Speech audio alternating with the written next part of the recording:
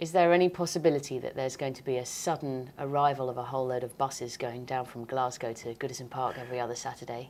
Well, I think we might be, taking the first steps towards resolving one of those great pub conversations of how would Rangers do if they were in the Premier League, because Everton, handily in blue shirts and as well, a similar strip, gradually seem to be rebuilding the Rangers side that was supposed to be happening a year ago, with now bringing Naismith in to combine with Jelavic up front. I think it'll be really fascinating to see how this partnership that got broken up very quickly in SPL does in the Premier League. And Nikic Jelavic came in, we all saw what a fantastic start he had, and there's that incredible statistic about him which I think everyone knows now, which is that he's had 41 of his last 44 goals have been one-touch goals, which is absolutely absurd, quite frankly. So he's been a fantastic addition, and hopefully Naismith will be able to form a partnership with him and have the same sort of impact right off the bat. This probably seems like a question that Evertonians have heard too many times before, but is there any chance they might actually start the season well?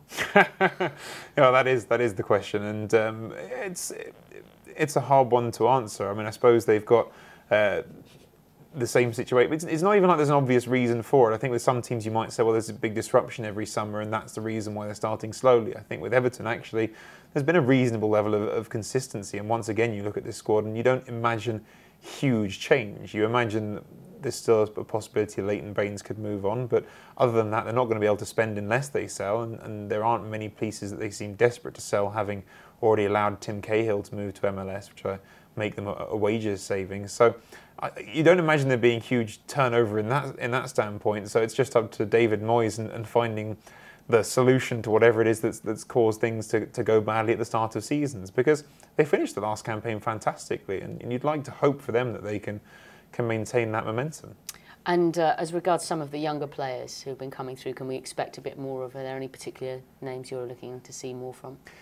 I think clearly there's a huge gap been left by Tim Cahill this summer, and it's actually quite exciting in a way. While I'm sure, I know there's a lot of sadness about Cahill departing, there is this opportunity now for someone else to step forward, and there's a couple of players who we've been talking about for a little while. They're not surprising names, but they're interesting names, and they're two English names, which adds an excitement, I guess, always a little bit beyond when you've got players coming in from somewhere else. And that's Ross Barkley and Jack Rodwell, both of whom we know a little bit about already. We've seen them play. We know that they're promising players, but this is the opportunity for either of them or for both of them to really step forward and mature as players, and that's exciting.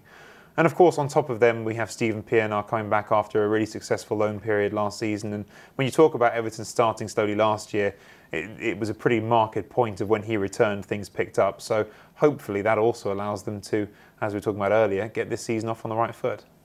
We ask this every year, but might this be David Moyes' last season?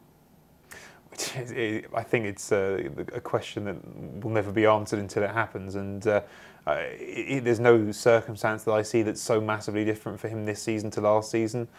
He's presumably waiting for, if he's ever thinking of leaving, he's presumably waiting for that role to come along that's worth leaving for, and I'm not sure I see that role springing up. It's still a rare situation for one of the top clubs to look at, even within the Premier League, for a manager. I know for exactly that reason that are jobs that are alluring enough and which are interesting enough for him to jump at, and those jobs come up rarely, and when someone's ready to give one to him, I don't know.